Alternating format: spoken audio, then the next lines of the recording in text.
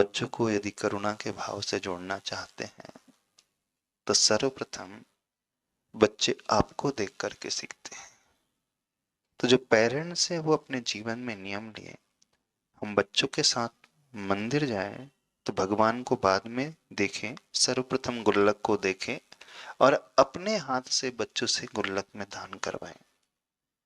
मात्र इतना ही पर्याप्त नहीं है, यह नियम बनाएं, हफ्ते में अथवा महीने में एक दिन बच्चों के साथ गौशाला जाएं और गाय की सेवा कराएं, गाय को चारा खिलाएं। यह नियम बनाएं, हर 3 महीने में बच्चों के साथ किसी सिविल हॉस्पिटल जाएं अथवा किसी अनाथालय जाएं। वहां जब गरीब बच्चे रहते हैं अथवा गरीब पेशेंट रहते हैं जो बड़े दुखी हैं, बीमार हैं, परेशान हैं, दवा आदि नहीं अफोर्ड कर पाते हैं, तो उन बच्चों को ले जा करके अपने साथ उनकी वैयावृत्ति करें। जो आवश्यकता है अपनी सामर्थ्य अनुसार करें, हम नहीं कह रहे कि लाखों रुपए खर्च करें।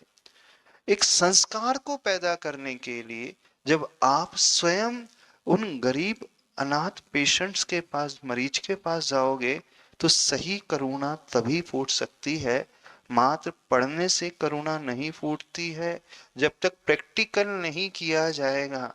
और प्रैक्टिकल सबसे अच्छा प्रैक्टिकल होता है जब किसी पीड़ित व्यक्ति को देखता है और वो बच्चा ये देखता है कि मेरे माता पिता उस बीमार की सेवा कर रहे हैं, मेरे माता पिता उस बीमार के लिए भोजन प्रोवाइड करा रहे हैं अथवा उसके लिए दवा दे रहे हैं, तो वो सही धर्म अपने आप सीख जाएगा। ये सबसे अच्छा तरीका। हम हमेशा नियम देते हैं, मंदिर जाते हो बहुत अच्छी बात है, एक नियम हर व्यक्ति ले ले, 3 महीने में सिविल हॉस्पिटल अवश्य विजिट करेंगे, उन गरीब पेशेंट को देखेंगे, अथवा हर 3 महीने में एक ऐसे अनाथ आश्रम अथवा वृद्धाश्रम विजिट करेंगे जहां वो वृद्ध लोग रहते हैं, सक्षम थे लेकिन उनके बच्चों ने उन्हें वृद्धाश्रम में ला करके छोड़ दिया। तो बच्चे उन वृद्धों को देखेंगे तो उनकी सेवा का भाव उनके हृदय में फूटेगा और सही कंपेशन, सही करुणा की भावना ऐसे ही पैदा होती है। तो एक अनाथालय अथवा वृद्धाश्रम अथवा सिविल हॉस्पिटल और गौशाला अवश्य बच्चों को लेकर के जाएं। बच्चों को प्राणियों से बहुत प्रेम होता है। एक बार काऊ कटलिंग कराने गायों के गले में हाथ फेराए, गायों को भी बहुत वात्सल्य मिलता है और बच्चों में वात्सल्य की भावना पैदा होगी, तो यहाँ पर उनकी संवेदना पैदा होती है, मानवता पैदा होती है। तो मंदिर के साथ साथ इन स्थानों में भी लेकर के जाए और माता पिता से कहना है उन बच्चों को गुरुओं के साथ जोड़े, उन्हें आहार दान कराना सिखाए। आसपास में यदि गुरु महाराज हैं तो नियम से लेकर के जाएं, शुद्ध शोले के वस्त्र पहनाएं और उन बच्चों के हाथ में शुद्ध सामग्री दें और कहें कि गुरु को आहार दान दे। तो गुरु को आहार दान देने से वो दान देना सीखते हैं और उस आहार दान के महत्व से परिचय कराएं, सीखें। देखिए सबसे बड़ा दान होता है योग्य पात्र को दिया हुआ दान, और सबसे योग्य पात्र होते हैं गुरु।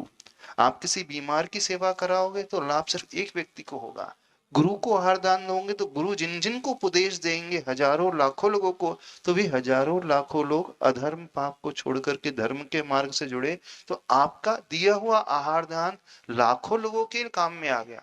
इसलिए सबसे उत्तम पात्र को खोज करके आहार दान वैयावृत्ति सिखलाई जाती है। तो ये माता पिता का कर्तव्य है, अपने बच्चों को गुरुओं के पास लेकर के जाएं। आप घूमने के लिए हजारों किलोमीटर दूर का प्लान बना लेते हो, पिकनिक बना लेते हो, यदि आप गुरु आपके नगर में है तो ठीक, बहुत अच्छा। नगर में नहीं भी है तो हर 100-200 किलोमीटर की रेंज में तो आपको गुरुओं के दर्शन मिल जाएंगे।